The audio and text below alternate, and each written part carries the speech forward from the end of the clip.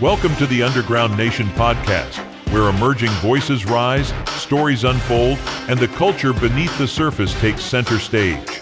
Today's episode features a dynamic artist whose sound is shaped not by one genre, but by the full spectrum of musical influence.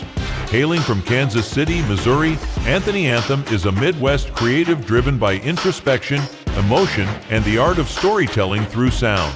His approach is rooted in one core principle: painting pictures through sound, transforming life experiences, emotions, and reflection into immersive records that resonate beyond the surface. Currently promoting his latest release, It Was You, Anthony Anthem continues to evolve as an artist committed to growth, honesty, and musical exploration. Now, stepping in to guide the conversation, your host, Feral Minx.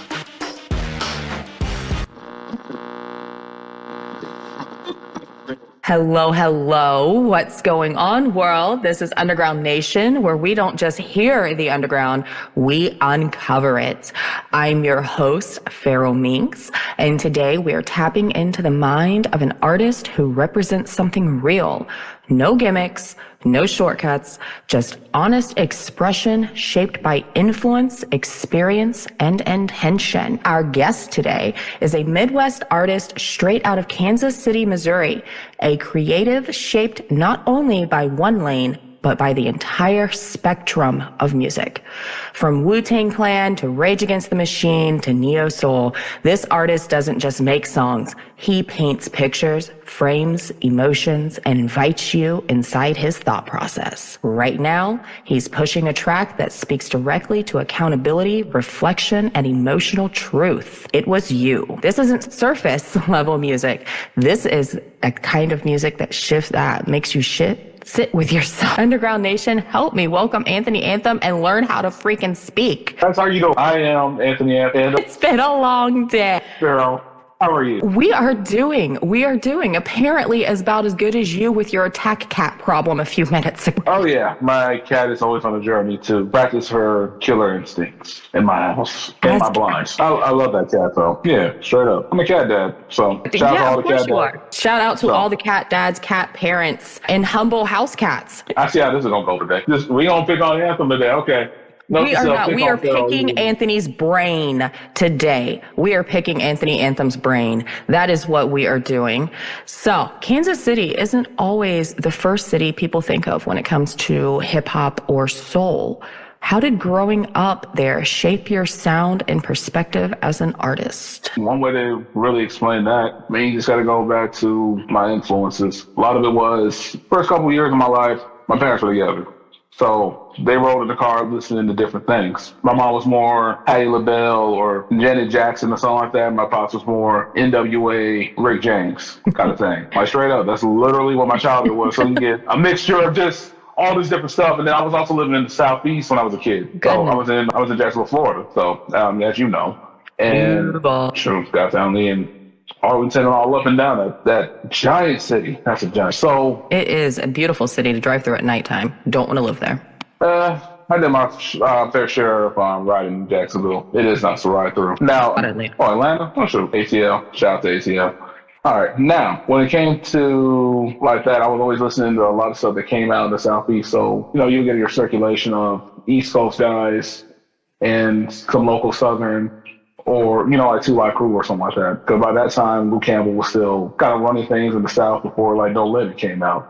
So you would hear a lot of Florida or some artists from Atlanta, or of course it was really heavily East Coast influence or something like that. And sometimes it would have something from the West. I would say what really got the West popping out there was definitely when Snoop and Dre did the Chronic and everything. So that's where I saw Doggy Style like all over the place when I was a kid. So West Coast influence. Mostly East Coast for me, just because I was on that side. And then when I moved to Kansas City, Bone Thugs and Harmony, because a lot of the Midwest groups were out there. So that's what got me influenced to a lot of the stuff out here in the Midwest. Was through my cousins listening to like Bone Thugs, or I would say even Crucial Conflict, or later down the line with Do or Die. Brad is from Chicago, but she had the ATL sound. So there was that. And then of course when I got older, Eminem, things like that came out, and he's a Midwest rapper. So there's that influence. But for me, being in a mixture of different places, around amongst a lot of family members who had different music tastes, especially when I got older, my mom was more into church. So a lot of gospel music in her car. I learned how to sing in church. But that was just how it went for me growing up. I'm the son of the pastor's daughter. Nice. So you were in the choir? Yeah, I was. Yeah, that's why I learned to sing. You know, you will find that a lot of artists who grew up in church and stuff like that, and I know you probably know this, like a lot of them grew up singing in church and stuff. When he uses a good example of that, I would say, who else? Who was the first, like, who was one person I knew that, if I'm correct, I think it was like Aguilera or something like that. Somebody started out, like you can see different genres of people that all just kind of had that background, but they grew up with that, or maybe they did chamber choir or something like that in school or something. I got that too. So is that like where you first actually started singing? You said you learned to sing in choir. Is that kind of where you found your voice? Yes. Like a lot of it was singing in the car, but mostly, you know, it was a rule in my grandparents' house when I moved to Kansas City. We all had to go to church and we all had to sing in the choir. We were a small church, so it was kind of population us and then whoever came. So there was no skipping on that one. They knew. You didn't show up. They knew. Oh, your ass was grass. Your ass was so grass. Like beyond the grass. In the earth's crust. In the atmosphere. You got 3 extra Sunday school services on that one. 2 Hail Marys. Beat your ass, tell you to read the Bible, and you grounded for a week. Damn, and that was just church. Kid, God almighty, what happened when he snuck out to go to the movies? Like, well, don't be too out of line, too. I don't know, like, they were old school, so that's kind of how it was for me back then, you know. Make sure a boomer to Generation X is kind of what you got, you know what I'm saying? I get it.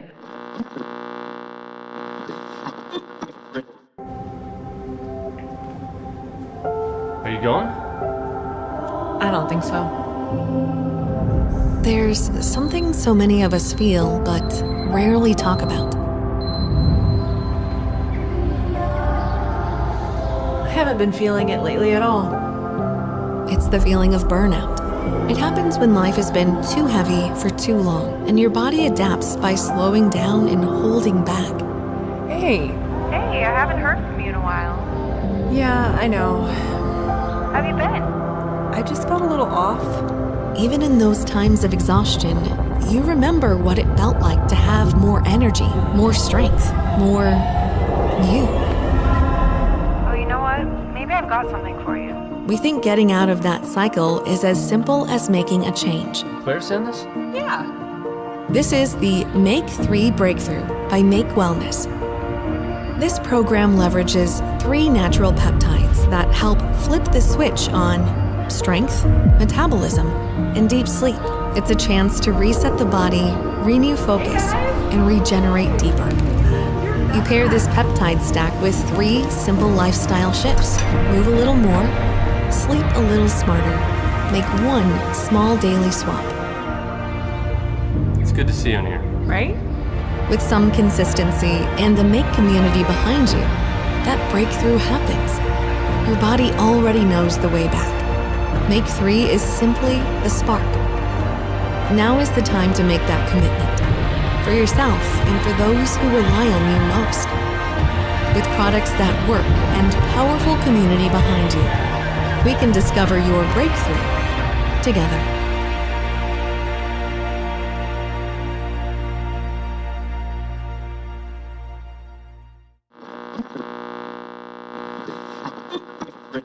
So when people hear your name for the first time, Anthony Anthem, what do you want them to expect? And what do you hope surprises them? You know, what can I say about myself? When they hear Anthony Anthem, I want them to hear an underdog trying to make it, just like anybody else. I'm definitely not the coolest person in the world, nor do I try to be, because I don't want to portray something that, honestly, I don't take myself that damn serious in that aspect. It's more of being the person who's been told no a lot in his life, or what he couldn't do. The person that's also like people trying to figure out what they can do, or they just want to prove at least themselves wrong. Okay, tenacious, tenacious, and gets knocked down, but he gets back up. Perseverance. Facts. That's a good one. What about, what surprises? What surprises? That one? Be a surprise? Honestly, the biggest surprise is pretending that I'm not a flawed individual and I got my own problems, but I'm learning to be okay that it's okay with flaws. So, surprises, I guess. He has flaws. That sounds so arrogant when I just put it out like that. Don't expect no flaws, people. Okay, that's a surprise. That's a surprise. No, I'm just kidding. No, that was terrible. That was just like the worst answer ever. Versatility in your genres actually is that's one of the first things that I think of. That was a big surprise for me. I'm going to be honest on that one. Hearing you start with mostly the R&B and the hip hop, and then hearing you actually sing your voice and the fluidity of how you can flow from one genre to the next and still resonate the same message among that. That's a surprise. Okay, that's actually a little less. Actually, that's a lot less. My answer was terrible. Good God. Okay, I'm going to interview him on something, okay? And I hope you keep this in here as a good example of what not to do in an interview, because you're messing up. Oh my God. We are not perfect. Anthony Anthem has flaws. That's a surprise. Remember, don't expect it. Flaws and versatility. God, I want to do that question so over now. Anything you want to add to it? Or was that a good answer? No, that was a good answer. It hasn't been a weird day for me. So my bad. You describe yourself as being influenced by the world of music as a whole. When did you realize you didn't want to be boxed into one genre? The minute I was told I couldn't do something, I got told that I couldn't be a rapper. Heck, I got told I couldn't be a singer either. So when I got told over and over again by people that I could tell in my gut I weren't telling me the truth or what I could do for myself, that's when I really had enough. Everybody telling you no and you just want to say yes to it all. Yeah, that's honestly the truth. You can't be. Can't be a singer. You can't be this. I even got it for my own folks. Well, you showed them wrong, didn't you? That's it. I had to do it for myself. It didn't have to be for nobody else.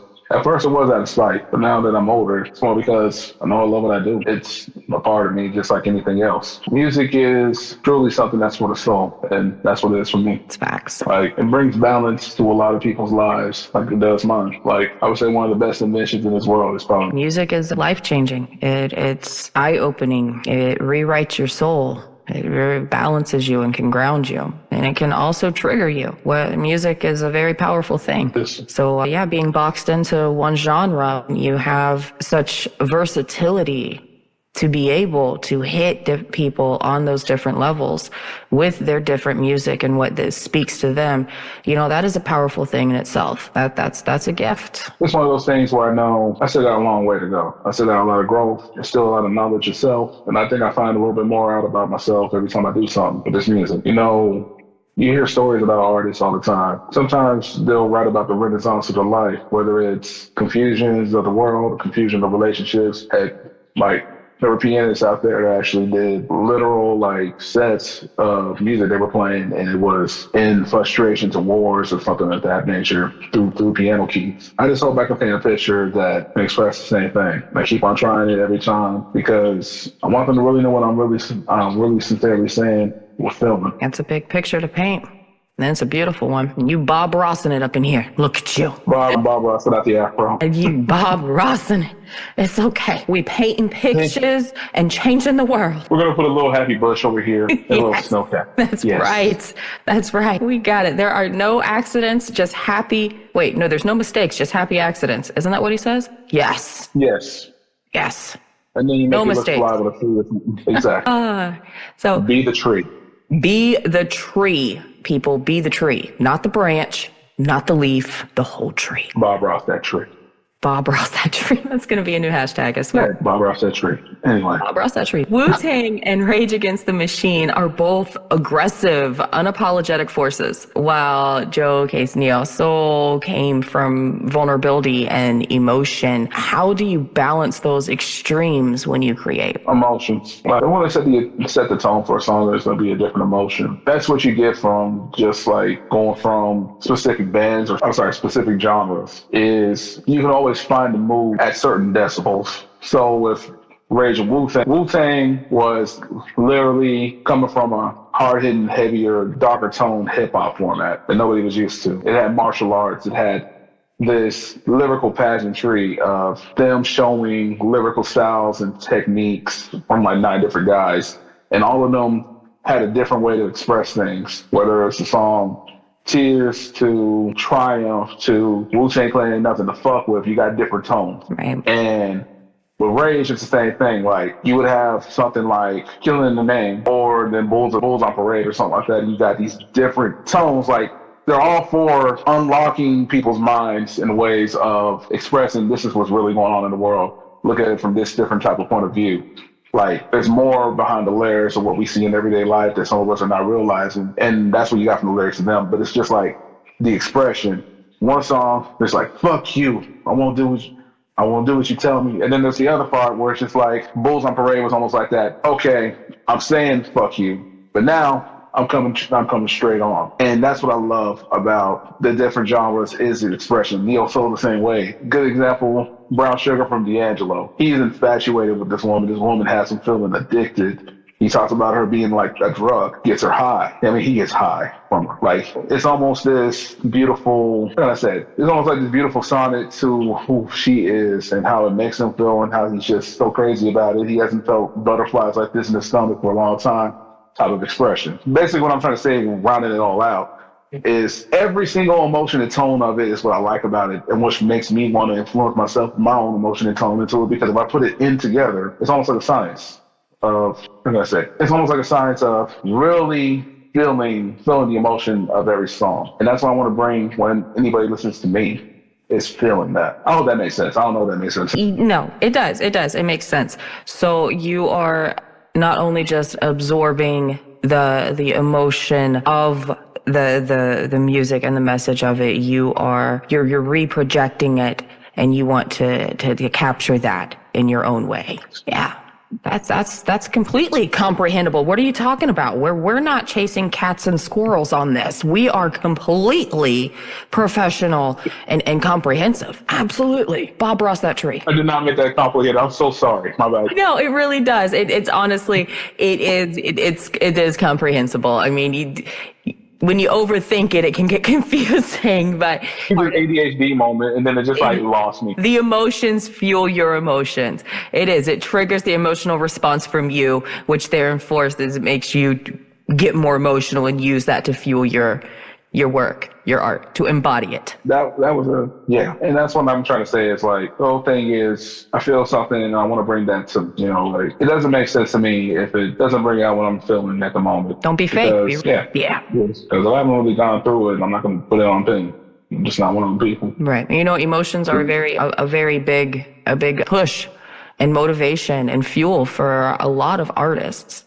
And honestly, me as not only just a consumer in part of this, but as the consumer of this, when I listen to somebody's music for the first time, I mean, I don't know if you've paid attention, but usually I'll close my eyes or I'll stare off in the space. I'm not looking at anything. I want to hear it because I want that response. I want to hear what response is triggered in me from that. So I get what you're saying. That is something that is moving in people, and either you're going to get it and hit with it and resonate with it, or you're not. That's honestly the truth. Like, there's so many people out here nowadays that I feel like I don't get enough credit for expressing that nowadays. But I also understand business is business, and sometimes it doesn't work for some folks. Some folks need that escapism, so they need something more in the fun life, or maybe it's more of what sets them up. Everybody listens different. Everybody's ear is different. Everybody's heart is in different places. So I don't want to be on this superiority complex or nothing like that. But no, I don't know. It's more of for the people that want to feel or something like that, or they just want something that's more in the range of maybe mental health or whatever it might be. And you need something that's going to bring you more to home, man. I mean, that's what I want to do with my music. I want to be that place that can bring something home. Some artists wait to be discovered. Others step into the shadows and take their shot. Welcome to Mic Check Thursday, hosted by the host with the ghost, Bounceball Boogie. Every week, the boogeyman opens the gates, searching for the realest voices in the underground. No industry politics, no fake hype, just raw talent and honest feedback. Think you've got a hot track? For just 99 coins, submit your song and get one guaranteed play live. Get reviewed by Bounceball Boogie and the full panel of creatures from the Boogieverse. And if your sound hits different, you might earn something most artists never get: a personal invitation to a spotlight interview on the official Underground Nation podcast. This isn't a contest. This is a gateway to exposure, to community, to your next level. Join us live for Mic Check Thursday. Bring your track, bring your courage, and step into the Boogieverse. The Underground is watching. Are you ready to be heard? So would you see music more as therapy, expression, or responsibility? I mean, going off of what that last statement, I mean, mental health, you're right on that. I feel like we're at a point now where we talk about it more, but I mean, It's more of I just want to bring my perspective to it and say to those people that may be in the same boat, like, I know what you're going through, and I'm going through it too, or I've been through it, and you're not alone. Like, if I can make somebody feel something from my music and it helps them in some way, that's what it'd be for me. Like, that's what it'd be all worth it. Like, I know I can't save the world and all like that, but if I can help somebody out of a bad place, that's what I want to do. I know what it's like to be in that bad place and feel like you don't got nobody. I think we all been there a time or two. I really hope my music can do that for somebody. I mean, yeah, cool. Everybody wants to profit or whatever. It's bigger than that for me, for sure. I can't say money when I'm dead. I mean, yeah, money's nice and shit. We all got to buy stuff and pay our bills, but it's nothing compared to helping each other. And maybe I can help somebody this way. I'm not good at a lot of things, but one thing I know I'm good at is this. You sure are good at it. That's without a shadow of a doubt. And I know for a fact that there you are reaching people. Messages are being met. You are on Underground Nation right now. So messages are being heard, sir. Man, you're trying to make me blush on camera. You are Bob Ross in some trees. Let's talk about It Was You. Where did that song come from emotionally? Was it written in the moment or after reflection? In the moment. When I finally put the song together, I was dealing with a really bad situation. A situation that really changed my perspective on just some worldly aspects. And it was coming from some unnamed people, I'm not going to say. Right. This was my way of saying, fuck you. Fuck you. It's probably about a girl, but it's not about a girl. It was about some people that really wanted me to spiral down. So that was my fuck you to them. That is a good point. A lot of people do seem to get gender biased with assumptions on titles. They like to automatically assume that a track or a song or something is about a specific gender or person, when actuality it could be something completely different. So without giving away too much, was that song harder to write or harder to release? Right. I had to be very wise about what I said. Understandable. But that party knows it was about them. They figured it out eventually and they told me about it. Fuck them. Pretty much what I said. I mean, let's just be honest here. Like, that's pretty much what I said. Like, I do this music stuff, and you didn't think eventually this is going to happen. I know what to tell you. And there ain't no diss song. It's just a real song. Emotions. Like, I didn't call you out your name. I didn't even expose you. But you know how you made me feel. Pure emotions. Delivering a message. When you're painting pictures in your music, are you thinking about the listener or are you writing for yourself first? More for myself. It's one of the few selfish things that I think I enjoy doing is writing for myself, because if I try writing for the audience, it's not going to be true. It's not going to be real. From 50 perfects, I don't think. Not for myself anyway. Some guys that get really pray to the audience, but I don't want to knock them. And it works. Especially you want like the club hit or something like that. You want that escapism, that fantasy, when they go out. They're like, we're going to the club. It's like, the shit going to be looking like a music video by Hype Williams in the early 2000s. May not be the case. You go to certain clubs. So people need that escapism and fantasy to turn up. My situation is right from perspective, like I was saying earlier. So it can be as simple as I'm feeling myself. Like, I got a song, To the Top with Love, Drums, and Soul. I was really feeling myself when I wrote that song. And then when I did Onyx Zero, so I get out of my head, it was a song about me being in my head, trying to get out of that and cast away all the problem I'm having. And then you got something like It Was You, like I told you. So it's coming from me. It's coming from real places, real spaces, which is the only way I know how to do this. Oh yeah, I could be bragging. I do boom bap tracks and all that kind of stuff too. So it's really about what I'm feeling. Like, yeah, I want to beat this track down and give it an elbow drop, that type of thing.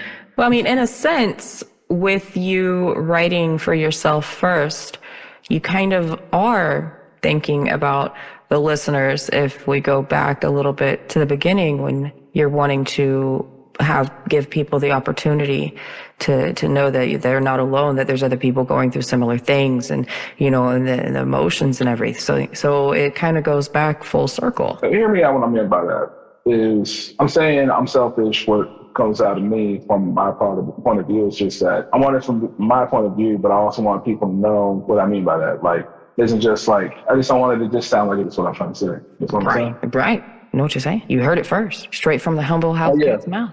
Oh my Lord. What does a finished Anthony Anthem song need to have before you feel comfortable putting your name on it? It has to make sense. It makes sense of what I was feeling when I wrote it. Because I know, going back to the question before too, we do this music because we want people to feel our stuff. But if it doesn't start with you feeling it, then How's anybody else supposed to feel it? You're not feeling it yourself. I'm saying this as your average insecure artist. Right. You're going to question it and you're going to get into deep with it. But if you put your best effort and your best point of view or just whatever it may be, style or track, you're putting your all into it and you know it and you gave it everything, whether you re-record the vocals or whatever it may be. Fill your track without your track with that intention of knowing you put everything in it. Makes sense. Because it's not just the song itself, and you want it to reach, you got to reach yourself in the process to be something. Oh, so if you're not happy with it. Yeah, and if you're not happy with it, then reflect on it. Don't put this situation to where you're not able to release it. Just take the time to really understand it. Like, is this what you want?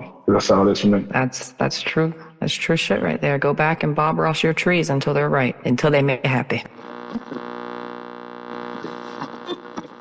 The underground doesn't sleep. It evolves. Welcome to Underground Nation, the app where the culture lives.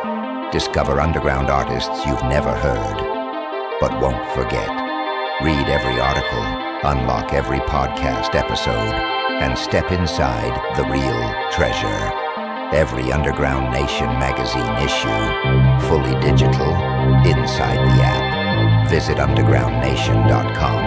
Download the app today. Underground Nation, your #1 source for everything underground.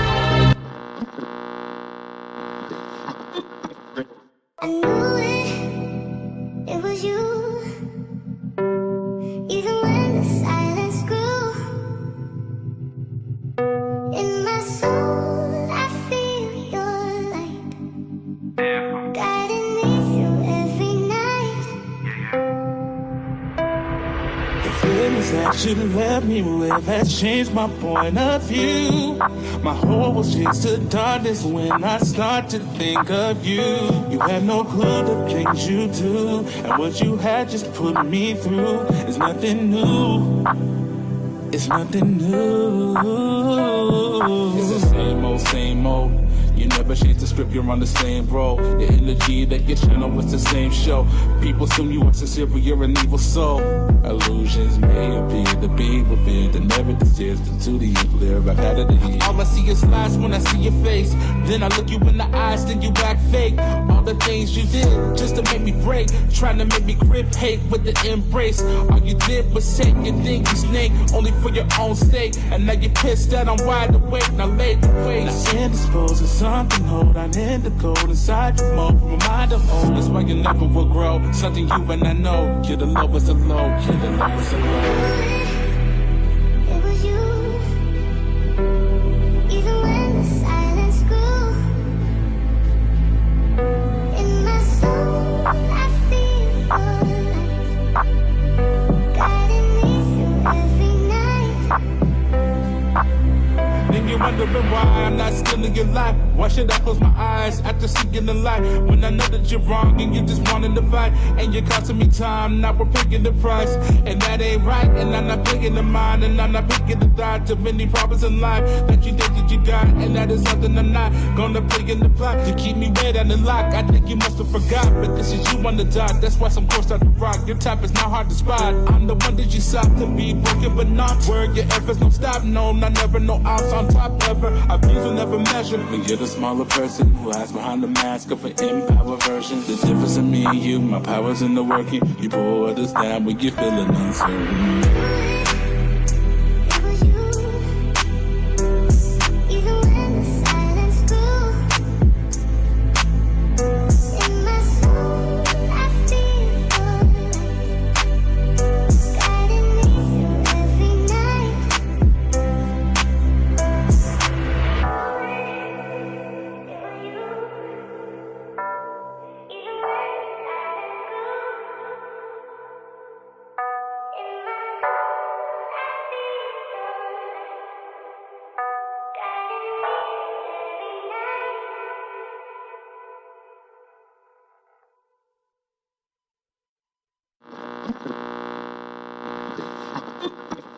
Do you believe honesty in music limits your audience? Or does it build a stronger one? It builds the right one. Good answer. Like, I feel like we get to a certain point where people can get super duper famous, but one day, like any type of fame, it goes down. Because when you get older, generations change, but you have that audience that believes in your style, believes in your music, believes in your craft. That's your audience. The ones that will buy that probably not even commercially well around the CD later. At the end of the day, like key audience, especially people in the independent scene, that's what they crave because, they can't get it on the radio in a lot of cases. So just make sure you're making music that keeps the door open for people that want to still stick with you. And like people that have been on the journey with you, those are the most important fans. They're going to understand it more than anybody. When you get to grow or things are not so great, you're still writing music. That's facts. So the right audience will stay with you. And yeah, does it honesty, no honesty. Your audience is going to be there if they're the right one. People nowadays can recognize real over fake. So I have no time to pretend I'm something I'm not at this point. They love me or not. It's truth right there. There's too much fakeness going around. We need a little bit more honesty. There's a lot of pressure today to chase algorithms, trends, and viral moments. Have you ever felt torn between authenticity and visibility? When I was younger, I thought that was the thing you had to do. Now that I'm older, it's more of, you got to have more balance. Some people would do anything to get clout and not realizing there comes a sacrifice that a lot of people are not able to make, or not realizing what it could be if they do make it. I learned early that there's certain lines you got to draw with yourself, especially when you're doing this music stuff. Yeah. You need social media. What's up? I was going back on what you were talking about with the young, when you were young, and the authenticity, just wanting clout.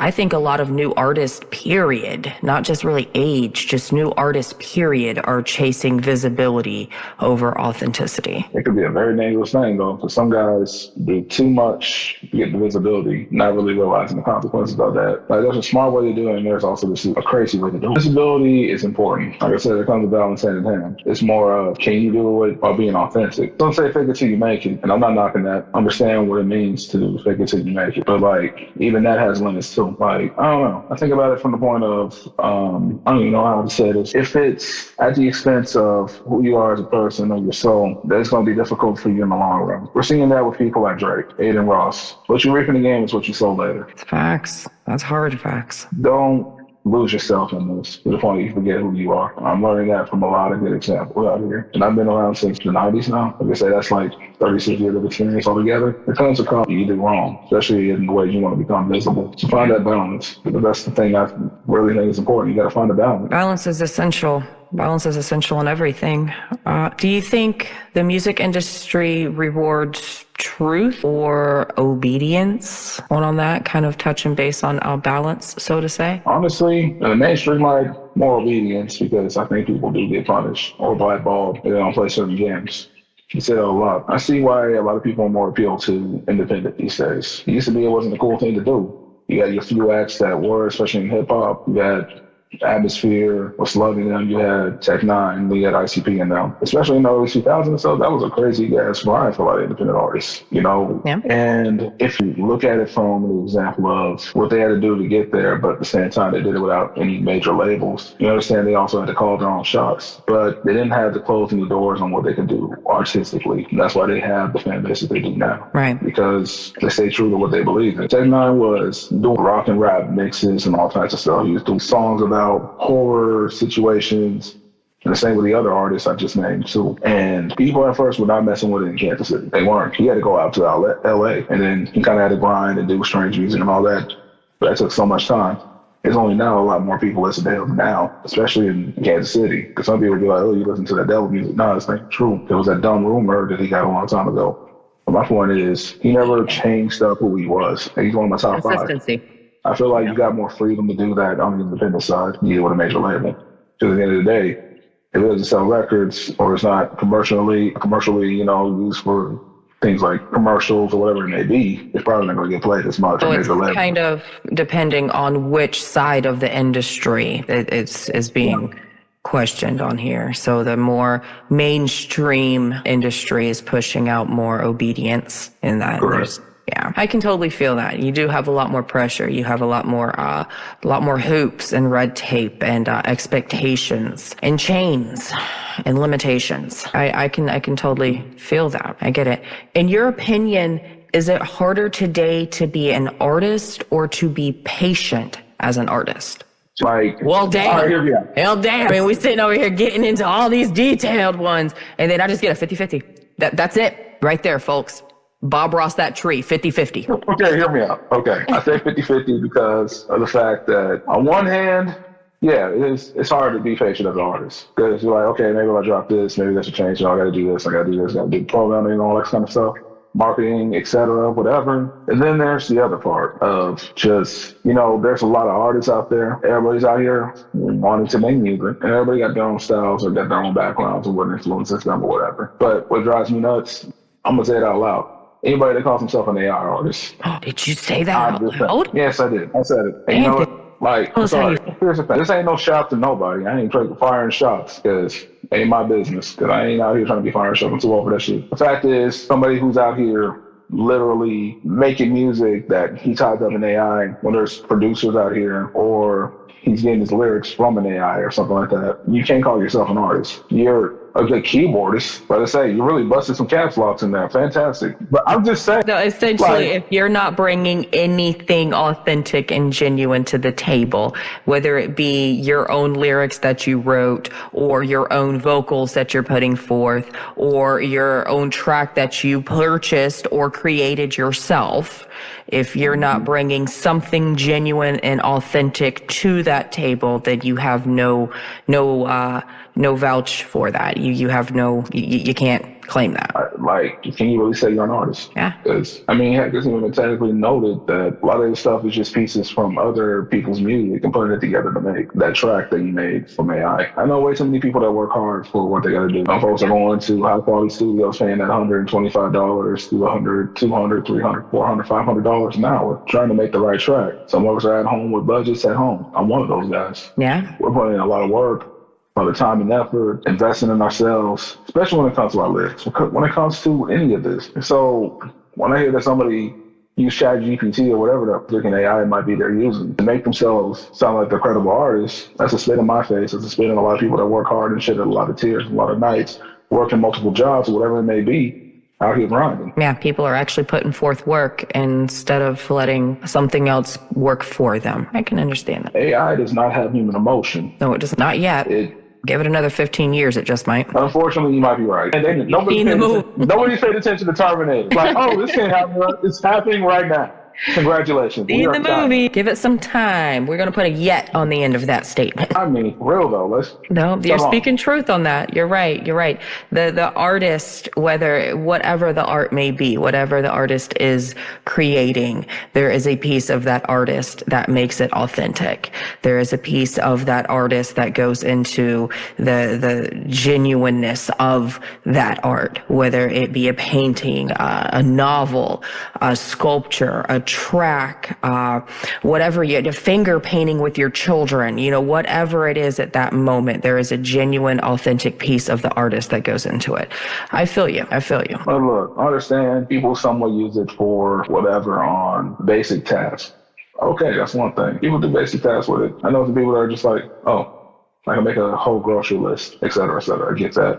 Just for medical purposes, I get that. So when it comes to music, Let's get uncomfortable for a second here. So be honest. Have you ever written something you knew would connect emotionally, but chose not to release it because it exposed you too much? I wouldn't say that. More of, damn, this is trash. I'm going to do this again. That's really the basics on that one. Like, oh no, this is just hot garbage. This is not for it. No. Like no, this is not it, dog. Try again. Yeah, I've had tracks where I'm just like, no, that's probably not the best way to express that. You know what? In the trash can you go. Into the fire. Crematorium. Goodbye. Cremated. Yes. Toasting. Dusty. Looking for bold, high-quality merch that hits harder than your next show? At Smoke and Barrel Apparel, we fire up the best in screen printing and promotional gear, crafted for bands, artists, and creators who refuse to blend in. From shirts to banners, from tour drops to custom promo runs, we've got your back with the best prices around. Learn more today at Smokin'. That's SMOKINBA.com. Official sponsor of the Underground Nation podcast, supporting the heartbeat of the underground, one print at a time. Contact Ryan Chavez for more information. Smoke in Barrel Apparel, where your brand meets the barrel. What has music taught you about yourself that you didn't learn anywhere else? Repeat that question one more time. What has music taught you about yourself that you didn't learn anywhere else? Music is joy to me. Music is something that also is clarity. It's taught me a lot more about clarity. I think when you have the best clarity, that's when you create the best stuff. And maybe it's not the best of all time, but it's the best at that time. That's insightful. That is. Emotions can produce a certain type of mindset for certain art, whether it be tracks or whatever. But a clear head can also produce some amazing things as well.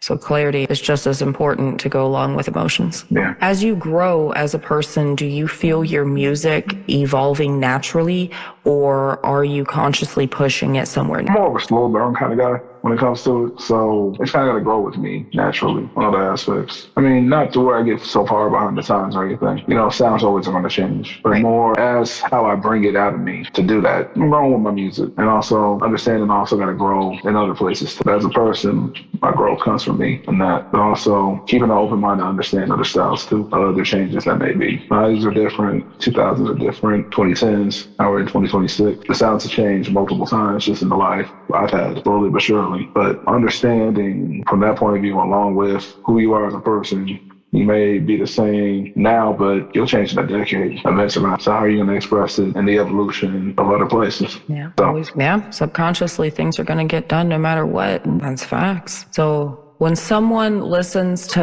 Anthony Anthem years from now, what do you hope they feel more than anything else? Feel that at a note in time, there was somebody who understood them even decades from now, or he wrote songs that can definitely relate with other people now. Maybe that's the best way to explain that. I want it to be something that maybe even 50 years from now, maybe somebody in my position now, they understand that. I want it to be timeless out of expression if I can. Timeless. That's deep.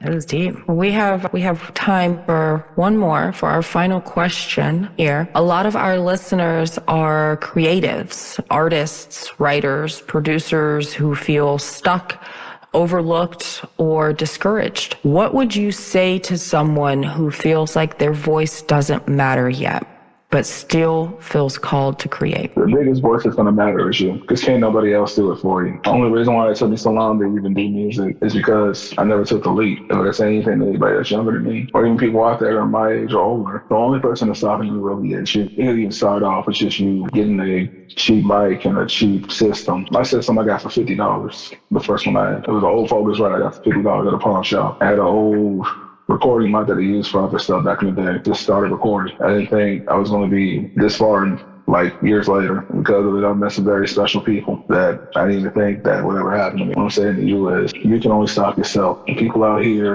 are going to tell you, you sound crazy in the head. I may lie. I've had it happen plenty of times already. But if you love it that much, that you will go through being put on the ropes, and it's worth it. You're going to have doubts about it sometimes, but remember why you're doing it, what brings you happiness, and cherish it. Even if it doesn't become something major, you can at least say you tried, give it everything you got. Don't doubt it, just do. I really mean that. Oh, yeah. That's a good answer. That's good advice right there. That's sound. That is very sound advice right there. Well, Anthony, thank you for pulling back the curtain and letting us step inside your world. This was real, and that's what Underground Nation stands for. To everyone listening, make sure you like, follow, and subscribe to Anthony Anthem on all streaming and social platforms. Run up It Was You, sit with it, and let it speak to you. And don't forget, follow undergroundnation.com for everything shaking underneath the surface. Exclusive interviews, music, stories, and voices you won't hear anywhere else. And of course, make sure you're following me, Feral Minx, because this movement doesn't stop here. This is Underground Nation. Stay curious, stay comfortable, stay underground.